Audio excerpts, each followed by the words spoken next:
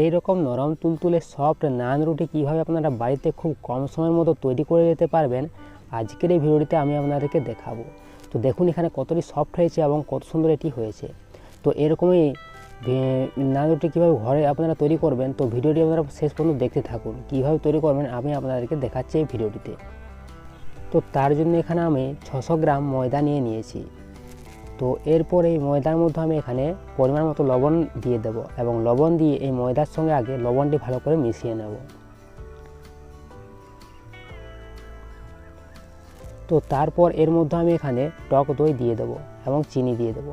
তো এখানে আমি পরিমাণ মতো চিনি দিয়ে দিলাম। তো আপনারা যদি বেশি মিষ্টি খেতে পছন্দ করেন তো চিনিটি একটু বেশি দেবেন। এবং তারপর এখানে আমি 200 গ্রামের মতো টক দই দিয়ে দিলাম। তো এখানে 600 গ্রাম ময়দা নিয়েছি এবং তার জন্য আমি এখানে 200 গ্রাম টক দই দিলাম। তো এরপর এর মধ্যে আমি এখানে পরিমাণ মতো সাদা তেল দিয়ে দেবো ময়ান হিসেবে। তো এখানে কম করে দেব সাদা তেল। তো আপনারা এখানে পরিমাণ মতো সাদা তেল দিয়ে দেবেন। তো তারপর এখানে আমি পরিমাণ মতো বেকিং পাউডার দিয়ে দেবো। তো আমি এখানে দেখতে পাচ্ছি আধা চামচ এখানে বেকিং পাউডার দিয়ে দিলাম। তো এরপর এটিকে ভালো করে মেখে নেব। তো মাখার পর দেখাচ্ছি যে আপনারা কেমন করে কতটা নরম করে মাখবেন। তো এখানে দেখতে থাকুন।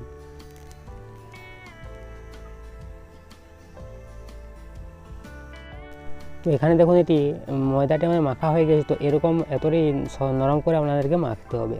তো এরপরে এটির উপর আমি সাদা তেল মাখিয়ে এটিকে 1 ঘন্টার মতো রেখে দেবো ঢাকা দিয়ে। তো এর উপর থেকে সাদা তেল দিয়ে দিলাম এবং এরপর সাদা তেলটি ভালো করে এর মতো মাখিয়ে এটিকে 1 ঘন্টার মতো আমি রেখে দেবো। তো এখানে 1 ঘন্টা হয়ে গেছে। তো তারপর এখানে এই ময়দাটিকে আমি বেলে নেব। তো দেখতে পাচ্ছি এরকম এত বড় বড় করে আপনাকে লিচি কেটে নিতে হবে এবং তারপর এর উপর সাদা তেল মাখিয়ে এটিকে ভালো করে গোল করে বেলে নিতে হবে। তো দেখুন এটি আমি যেমনভাবে দেখাচ্ছি এরকমভাবে আপনারা কিন্তু এটিকে বেলে নেবেন। আস্তে আস্তে করে এটিকে চারিদিক থেকে প্রেস করে এটিকে বেলে নিতে হবে এবং কতটি মোটা করবেন আমি সেটিও দেখিয়ে দিচ্ছি। কতটি মোটা করে আপনারা এটিকে বেলবেন।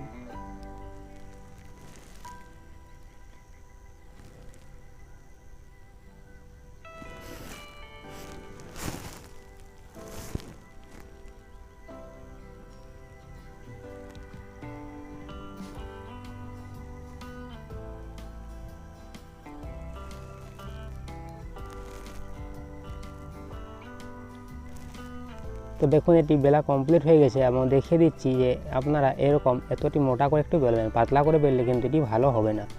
তো এরকম মোটা করে এটিকে বেলে নেবেন। তো এরপর এটিকে আমি তেলের মধ্যে ছেঁকে নেব। তো তার জন্য আমি এখানে একটি কড়াই নিয়ে নিয়েছি এবং কড়াইয়ে সাদা তেল দিয়ে দেবো।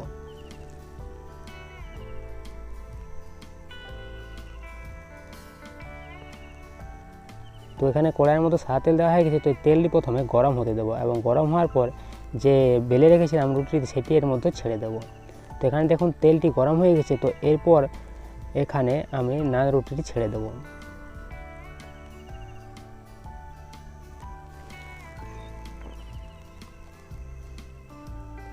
তো এখানে দেখুন ছাড়ার কিছুক্ষণের পরে এটি কেমনভাবে ফুলে উঠছে এবং এটি পুরোটাই ফুলে যাবে। তো একটু এখানে নেড়ে দেবেন, তাহলে এটি ভালো করে পুরো রুটিটি এখানে ফুলে যাবে।